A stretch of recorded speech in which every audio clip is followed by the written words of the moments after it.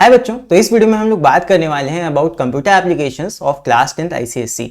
सो यहाँ पे इस बार अगर तुम लोगों ने अपने स्पेसिमेन क्वेश्चन पेपर में जितने भी प्रोग्राम्स आए हैं उनके सॉल्यूशन पे अगर ध्यान दिया होगा तो इस बार कई बच्चों के मन में कंफ्यूजन था। मुझे लगा तुम लोगों का कंफ्यूजन दूर करना चाहिए। वहां पे जो इनपुट कराया गया है वो यूजिंग कंस्ट्रक्टर कराया गया है। तो कई बच्चों को इसमें डाउट था, कई बच्चों को ये चीज नहीं समझ में आ रही थी क्या इस बार कंस्ट्रक्टर बनाना जरूरी है।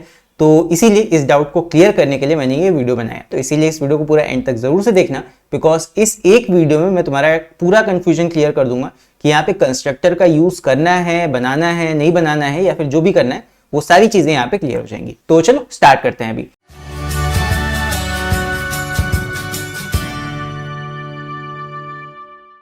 तो इस वीडियो में हम बात करने वाले हैं कि कंस्ट्रक्टर का यूज करके यूजर से कैसे वैल्यू को इनपुट कराना है। तो यहाँ पे we will talk about input using constructors in BlueJ। So first let's talk about that user input basically होता क्या है। जब भी हम एक प्रोग्राम बनाते हैं तो कई प्रोग्राम्स में हमें यूजर बेस्ड कुछ वैल्यू चाहिए होती है।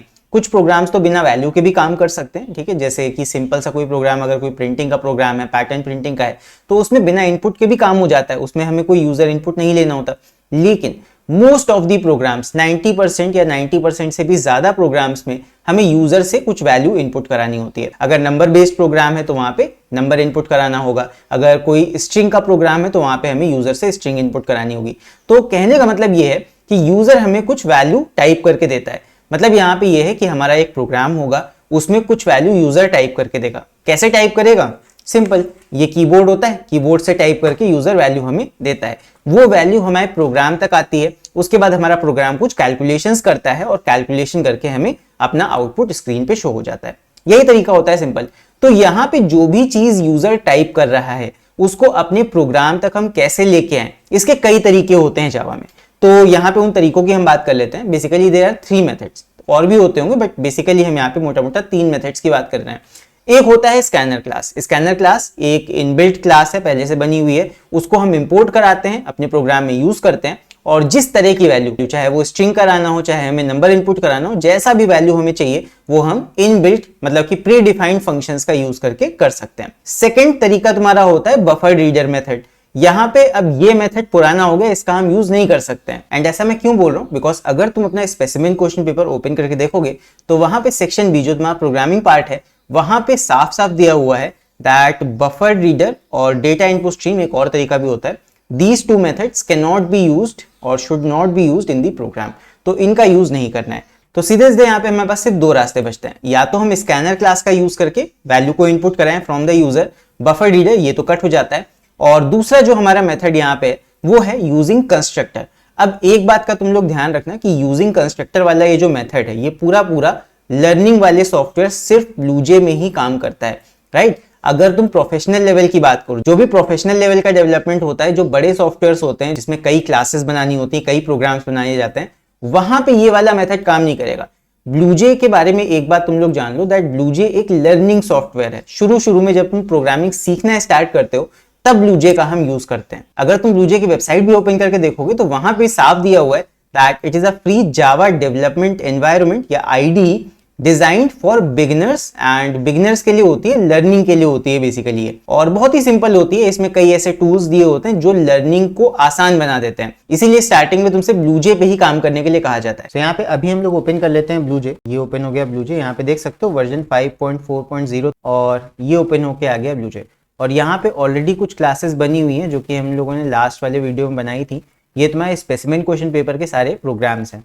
अगर तुमने वो वाला वीडियो नहीं देखा है तो हमारे चैनल पे जाके वीडियो सेक्शन में जाके चेक कर लेना, या फिर एक और काम भी कर सकते हो, यूट्यूब सर्च में जाके सर्च कर लेना कंप्यूटर स्पेसिमेन 2025 एम्पलीफाई लर्निंग, तब भी तुम्हें वो वाला वीडियो जाके मिल जाएगा जिसमें मैंने सारे प्रोग्राम से कराए हुए हैं।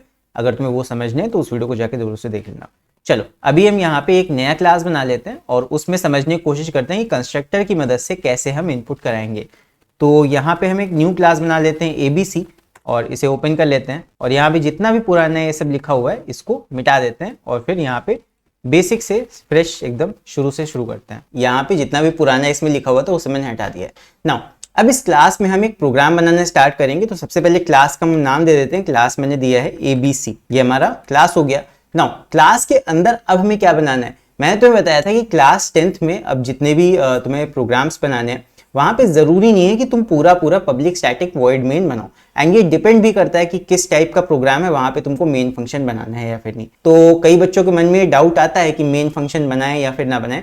तो देखो मेरा सजेशन जो रहता है कि मैं तो कहता हूं कि भाई हर प्रोग्राम में तुमको मेन फंक्शन बनाना चाहिए, क्योंकि 11 12 में जितने भी तुम प्रोग्राम बनाओगे वहां तो तुम्हें पूरा पूरा लिखना पड़ेगा public static void main and brackets के अंदर पैरामीटर के फॉर्म में स्ट्रिंग args। ये तुम्हें हर प्रोग्राम में करना होगा in class 11th and 12th। लेकिन क्योंकि अभी तुम क्लास 10th में हो, अभी तुम लर्निंग स्टार्ट कर रहे हो बस जावा की, इसलिए तुम्हें एक छूट दी जा रही है दैट यहाँ पे तुम सिर्फ वॉइड मेन लिख के भी काम चला सकते हो।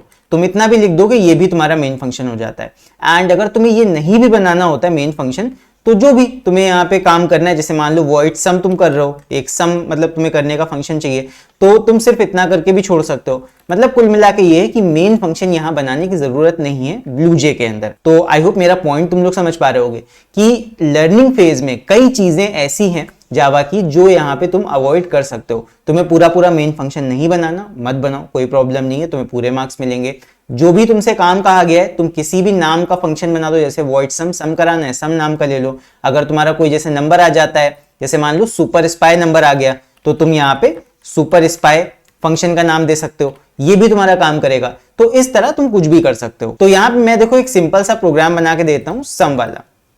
यहाँ पे हम एक फंक्शन ले लेते हैं वॉइड सम, इसके अंदर हम सिंपल क्या करेंगे, दो वैल्यू का सम प्रिंट करेंगे। जैसे मान लो मैंने क्या किया, दो वेरिएबल ले लिए, जो भी वेरिएबल हमें लेना होगा हम इंस्टेंस वेरिएबल के फॉर्म में लेंगे, उसी का वैल्यू हम कंस्ट्रक्टर की हेल्प से इनपुट करा सकते हैं। ध्यान रखना इंस्टेंस वेरिएबल का मतलब सिर्फ इतना है कि क्लास के अंदर उसको बनाना है, किसी फंक्शन के अंदर अगर बनाओगे तो वो लोकल वेरिएबल हो जाता है, राइट। जैसे मान लो अगर यहां पे मैं ले लूं int a, so it is a local variable, लेकिन हमें लोकल वेरिएबल नहीं चाहिए होता। लोकल वेरिएबल का वैल्यू हम कंस्ट्रक्टर की हेल्प से इनपुट नहीं करा सकते हैं। तो उसके लिए मुझे यहां पे वेरिएबल लेना होगा, एक हो जाएगा int a और सेकंड वेरिएबल b, दो वैल्यूज में यूजर से इनपुट कराऊंगा, राइट। तो इन दोनों का सम मुझे कराना है और उसको प्रिंट करना है, सिंपल सा प्रोग्राम ये होगा।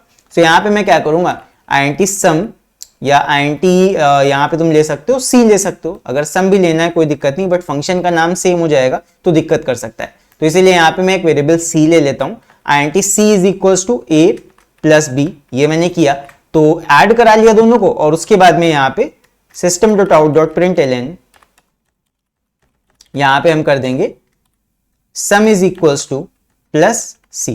तो यहां पे सी यानी कि सम का वैल्यू हमने प्रिंट कर दिया। नाउ इतना काम हो गया। अब लेकिन दिक्कत यहां पे ये है कि हमने इनपुट तो कराया नहीं कहीं पे। तो इनपुट कराने का देखो एक तरीका तो मैंने तुम्हें बताया है कि स्कैनर क्लास का यूज करके तुम इनपुट करा सकते थे। यहाँ पे स्कैनर को पहले हम इंपोर्ट कराते, फिर स्कैनर क्लास का ऑब्जेक्ट बनाते, फिर उस ऑब्जेक्ट की हेल्प से यहाँ पे फंक्शन कॉल कर लेते और sc.nextInt करके वहां से वैल्यू को हम a और b में इनपुट करा लेते। एक तरीका तो ये होता है।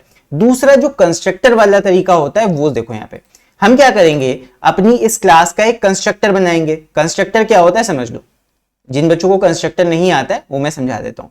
देखो कंस्ट्रक्टर क्या होता है, किसी भी क्लास में हम उसी नाम का सेम क्लास नेम का एक फंक्शन बना देते हैं, वो हो जाता है कंस्ट्रक्टर। ये दो टाइप का हो सकता है, एक होता है तुम्हारा डिफॉल्ट कंस्ट्रक्टर, जैसे मेरा क्लास एबीसी है, उसके अंदर अगर मैंने सिंपल सा एबीसी नाम का कंस्ट्रक्टर बनाया है, उसके अंदर कोई भी पैरामीटर नहीं है, विदाउट एनी पैरामीटर, वो क्या कहलाता है, वो होता है default constructor, right. And second is parameterised constructor, जहां पे हम क्या करते हैं, सेम कंस्ट्रक्टर के अंदर बस ब्रैकेट के अंदर हम पैरामीटर्स पास कर देते हैं। तो यहाँ पे एक बात का ध्यान देंगे हम कि जो भी हमारा इनपुट होगा यूजिंग कंस्ट्रक्टर, वो कौन से वाले कंस्ट्रक्टर की हेल्प से होगा। देखो डिफॉल्ट कंस्ट्रक्टर में देयर आर नो पैरामीटर्स, तो इससे तो इनपुट करा नहीं सकते, बट पैरामीटराइज्ड कंस्ट्रक्टर में क्योंकि यहाँ पे पैरामीटर्स हैं, सो इसकी हेल्प से हम इनपुट करा सकते हैं। क्यों? बिकॉज यहाँ पे पैरामीटर्स हैं, इसमें वैल्यू ब्लूजे लाके दे सकता है, ये ब्लूजे में फीचर होता है। तो यहाँ पे पैरामीटराइज्ड कंस्ट्रक्टर का हम यूज करने वाले हैं। तो चलो बनाते हैं पैरामीटराइज्ड कंस्ट्रक्टर। ये हमारी क्लास है एबीसी, तो इसका कंस्ट्रक्टर का नाम क्या होगा, उसका भी नाम होगा एबीसी। और यहाँ पे एबीसी कंस्ट्रक्टर बन गया, और कंस्ट्रक्टर का कोई रिटर्न टाइप नहीं होता है, तो रिटर्न टाइप कुछ नहीं लगेगा इसके पीछे। नाउ एबीसी हो गया, इसके अंदर हमें दो वैल्यूज चाहिए, तो यहाँ पे हम ले लेंगे, देखो तुम सेम भी ले सकते हो int a, int b, तुम सेम नाम से भी ले सकते हो, ये भी चलेगा। तुम नाम चेंज भी करके ले सकते थे, तुम अगर यहाँ पे चाहो तो एक्स वाई भी ले सकते हो, ये भी काम करेगा। अगर तुम एक्स वाई ले रहे हो तो सिंपल है, तुम लिख दो a is equal to X. इसका मतलब ये है कि जो पैरामीटर में x की वैल्यू आई है वो a में चली जाएगी, और उसी के साथ साथ b is equal to Y. इसका मतलब क्या है कि जो y पैरामीटर में वैल्यू आई है वो b में चली जाएगी। यानी कि हम क्या कर रहे हैं, a और b जो हमारे इंस्टेंस वेरिएबल है, a में वैल्यू डाल रहे हैं x पैरामीटर वाला, b में वैल्यू डाल रहे हैं y पैरामीटर वाला। सिंपल, दोनों वैल्यूज a और b में चली गई। अब a और b में वैल्यू जाने के बाद सम वाला फंक्शन हम रन कर देंगे। सिंपल क्या हो जाएगा, c is equal to a plus B, a और b की वैल्यू एड अप हो जाएंगी, c में सेव हो जाएंगे और c का वैल्यू प्रिंट हो जाएगा। सो ये प्रोग्राम वैसे ही काम करेगा। यहाँ पे स्कैनर का यूज हम नहीं कर रहे हैं और कंस्ट्रक्टर की हेल्प से इनपुट कर रहे हैं। सो यहाँ पे हम क्या कर रहे हैं, इनपुट यूजिंग कंस्ट्रक्टर। ये हम कंस्ट्रक्टर की हेल्प से इनपुट करा रहे हैं वैल्यूज को। तो अभी इसको कंपाइल करके देखें। सो कंपाइल किया, नो सिंटैक्स एरर। तो अब इसको रन करके देखते हैं। तो यहाँ पे जो सबसे ऊपर ये आ रहा है न्यू एबीसी, यानी कि एक न्यू ऑब्जेक्ट। ये देखो ब्लूजे में ही सारे फीचर हैं, ब्लूजे में ही इस तरीके से तुम काम कर सकते हो। प्रोफेशनल सॉफ्टवेयर्स में इस तरह के फीचर नहीं आते हैं।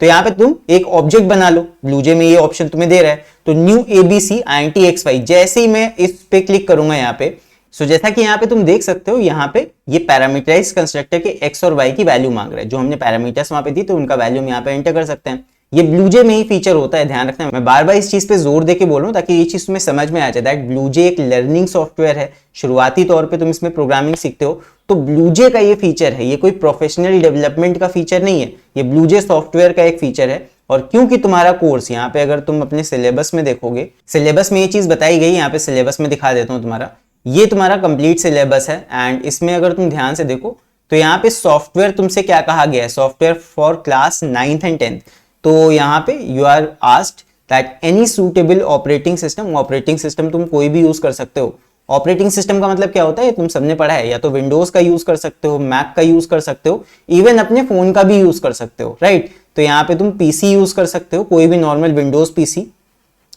पीसी या फिर मैकबुक यूज कर सकते हो, मतलब कि मैक एप्पल का सॉफ्टवेयर जो होता है, या फिर तुम कोई भी मोबाइल फोन या फिर एंड्रॉइड एप्लीकेशन का यूज करके भी प्रोग्रामिंग कर सकते हो। ये तुम्हारे पास ऑप्शन है। Now for teaching fundamental concept of computing using object oriented approach, BlueJ environment 3.2। अब इस समय तो 5.4 वर्जन चल रहा है। इस समय जो ब्लूजे का 5.4 वर्जन है वो चल रहा है, आगे जाके और अपडेट होगा। देखो वर्जन से मतलब नहीं है, मेन ब्लूजे सॉफ्टवेयर पे यहाँ पे जो काम तुम करोगे वही यहाँ पे एक्सेप्ट किया जाएगा तुम्हारे सिलेबस के अकॉर्डिंग, ठीक है। एंड जेडीके यानी कि जावा डेवलपमेंट किट, इस समय तो काफी हायर वर्जन चल रहा है, बट 5.0 या फिर उससे अबव का वर्जन होना चाहिए, उस पे प्रोग्राम तुम्हारा रन करना चाहिए। तो ये सब चीजें टेक्निकल हैं, इन पे ज्यादा ना भी जाओ, बट मेन तुम्हारे यहाँ पे कह रहा है कि ब्लूजे पे ही तुम्हें प्रोग्राम रन करना है, राइट। ब्लूजे पे अगर रन कर जाएगा तो उस प्रोग्राम के तुम्हें पूरे मार्क्स मिलेंगे। सो आई होप इतनी बात तुम लोग को समझ में आई होगी। तो वापस से आते हैं अपने ब्लूजे वाले सॉफ्टवेयर पे। नाउ यहाँ पे अब हम वैल्यू को इनपुट करते हैं और देखते हैं कि हमारा यहाँ पे प्रोग्राम काम कर रहा है कि नहीं। तो यहाँ पे मैं x का वैल्यू दे देता हूँ 2, सिंपल वैल्यू देते हैं, और y का वैल्यू दे देता हूँ 3। तो 2 + 3 ये 5 सम करके प्रिंट करके देगा। सो ओके किया एंड यहाँ पे ऑब्जेक्ट बन के आ गया। अब इस ऑब्जेक्ट के अंदर अगर तुम इंस्पेक्ट करके देखोगे तो यहाँ पे देखो क्या है, इंस्पेक्ट किया मैंने, यहाँ पे a का वैल्यू है 2 और b का वैल्यू कितना है 3। तो a और b का जो वैल्यू है वो यहाँ पे सेव हो गया है इस ऑब्जेक्ट के अंदर। मतलब जो हमने इंस्टेंस बनाया है, जो ऑब्जेक्ट बनाया है यहाँ पे, उसके अंदर a का वैल्यू 2 है और b का वैल्यू 3 है। ये स्कैनर से इनपुट नहीं हुआ है, ये हमने जो ब्लूजे का फीचर था उससे इनपुट करके इसमें सेव कर दिया है, ठीक है। चलो अभी इसको रन करके देखते हैं। इस ऑब्जेक्ट पे राइट क्लिक करेंगे और यहाँ पे अपना जो वॉइड सम वाला फंक्शन है उसको रन कर देंगे। तो रन किया, देखो क्या प्रिंट होके आ गया, sum is equal to 5। a का वैल्यू 2 था, b का वैल्यू 3 था और दोनों यहाँ पे एड अप होके क्या आ गया है, सम 5। सो आई होप क्लियर है ये। यहाँ पे कहीं पे भी हमने स्कैनर वाला इनपुट का तरीका यूज नहीं किया है। अगर स्कैनर का यूज करते तो इनपुट कहाँ पे आता, इनपुट यहाँ पे जो नीचे तुम्हें लाइन दिख रही है यहाँ पे इनपुट दिया जाता। बट क्योंकि हमने यहाँ पे ब्लूजे का ही फीचर यूज करके इनपुट दिया है, तो जब ऑब्जेक्ट क्रिएशन हम कर रहे हैं, जैसे मान लो एबीसी पे राइट क्लिक मैंने किया और ये जो न्यू ऑब्जेक्ट बनाया, तभी ये तुमसे क्रिएट ऑब्जेक्ट के समय ही यहाँ पे वैल्यू पूछेगा। क्यों? क्योंकि यहाँ पे हमने पैरामीटराइज्ड कंस्ट्रक्टर की हेल्प से यहाँ पे वैल्यू को इनपुट कराया है। तो आई होप ये चीज क्लियर हो गई होगी तुम्हें। तो यहाँ पे तुम कैसे भी करा सकते हो। एंड एक और चीज यहाँ पे मैं क्लियर कर दूं, जैसे मान लो अगर तुम ये यहाँ पे जो तुमने इंस्टेंस वेरिएबल लिए हैं, ये जो तुम्हारे ए और बी हैं, क्लास के जस्ट अंदर तुमने बनाए हैं, ये तुम्हारे इंस्टेंस वेरिएबल्स हैं, और जो फंक्शन के अंदर बनते हैं वो लोकल वेरिएबल होते हैं। और ये जो एक्स और वाई है ये पैरामीटर है। अगर मान लो बाय चांस तुम्हें सेम नाम का, ये ए और बी अगर तुम सेम नाम से पैरामीटर अगर लेने की कोशिश करते, तो पहली चीज तो ये काम ऐसे नहीं करेगा, यहाँ पे तुम्हें कुछ एक्स्ट्रा भी करना पड़ेगा। यहाँ पे तुमको यूज करना पड़ेगा दिस कीवर्ड का, समझो ध्यान से।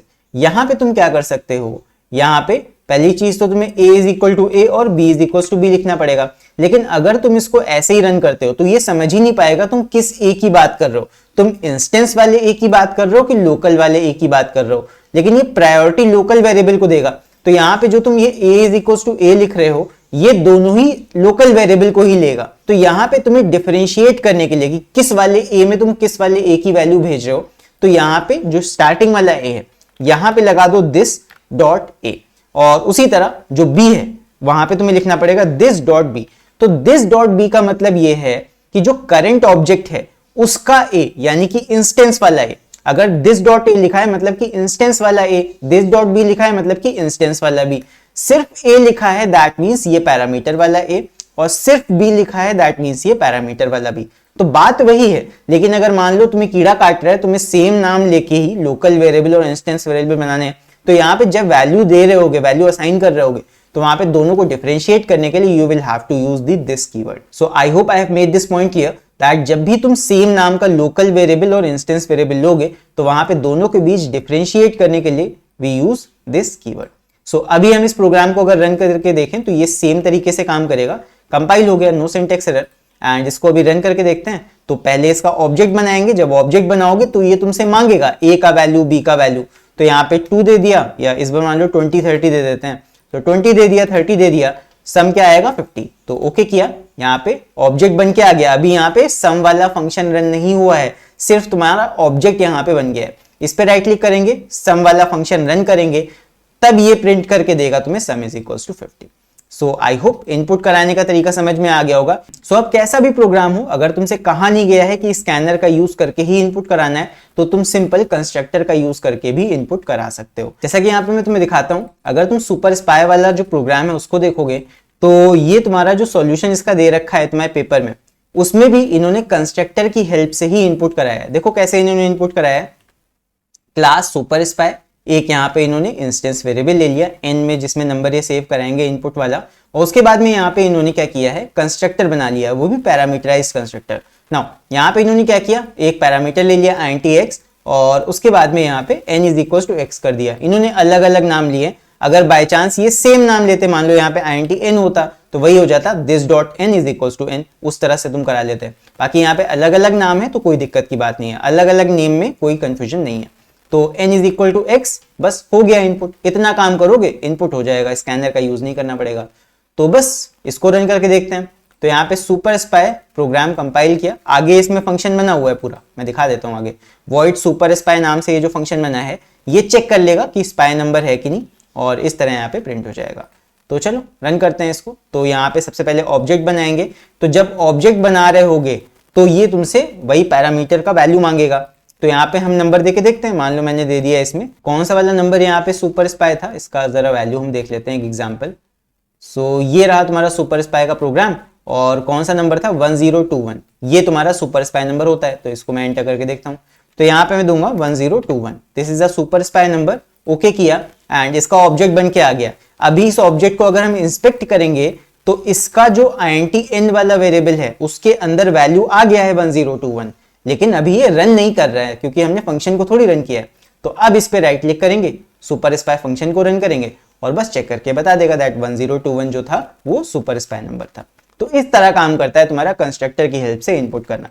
सो आई होप ये चीज तुम लोग को समझ में आ गई होगी भी फाइनली, कि कंस्ट्रक्टर की हेल्प से हम वैल्यू इनपुट कैसे कराते हैं फ्रॉम द यूजर। ठीक है, तो अभी भी अगर इस चीज में कोई कंफ्यूजन है तो नीचे कमेंट्स में लिखे तुम लोग पूछ सकते हो। तो आई होप इस वीडियो में जितनी भी चीजें तुम लोग को एक्सप्लेन की हैं वो सारी तुम्हें अच्छे से समझ में आ गई होंगी। अगर कोई भी चीज ना समझ में आई हो तो नीचे कमेंट्स में लिख के तुम लोग पूछ सकते हो। एंड इसके अलावा नेक्स्ट वीडियो तुम लोग किस टॉपिक पे चाहते हो वो भी तुम नीचे कमेंट्स में लिख के बता सकते हो। एंड वीडियो से रिलेटेड और कोई राय हो तो वो भी कमेंट करके बता सकते हो। ऑब्वियसली कमेंट सबके लिए खुले हैं। तो अगर तुम्हें वीडियो पसंद आया हो, इस वीडियो से तुम्हें थोड़ा सा भी सीखने को मिला हो, तो इस वीडियो को लाइक जरूर करना और अपने दोस्तों के साथ भी शेयर करना, ताकि अगर ये कंफ्यूजन उनके मन में भी हो तो ये पूरी तरह से क्लियर हो जाए। और हमारा क्लास 10 कंप्यूटर का ये प्लेलिस्ट है। अगर तुम्हें कंप्यूटर में कहीं पे भी कोई दिक्कत आती है, कंप्यूटर नहीं समझ में आ रही है, कंप्यूटर के प्रोग्राम्स नहीं बना पा रहे हो, तो मैं यही सजेस्ट करूंगा कि ये जो प्लेलिस्ट यहाँ पे दिख रहा है, इस प्लेलिस्ट को जाके A to Z इसमें सारे वीडियोस देख डालो लाइन से, एंड या फिर जिस भी टॉपिक में तुम्हें कंफ्यूजन ज्यादा होता है वो वीडियो तो कतई मिस मत करना इस प्लेलिस्ट में। इस प्लेलिस्ट में मोस्ट इंपॉर्टेंट वीडियोस हैं एंड पूरा डिटेल मैंने एक एक चीज एक्सप्लेन की हुई है। तो प्लेलिस्ट को A to Z पूरा देख डालो एंड इस प्लेलिस्ट को अपने दोस्तों के साथ भी आगे शेयर करना। सो बस इस वीडियो में इतना ही और मिलते हैं अब अगले वीडियो में। तब तक के लिए take care, see you and bye bye.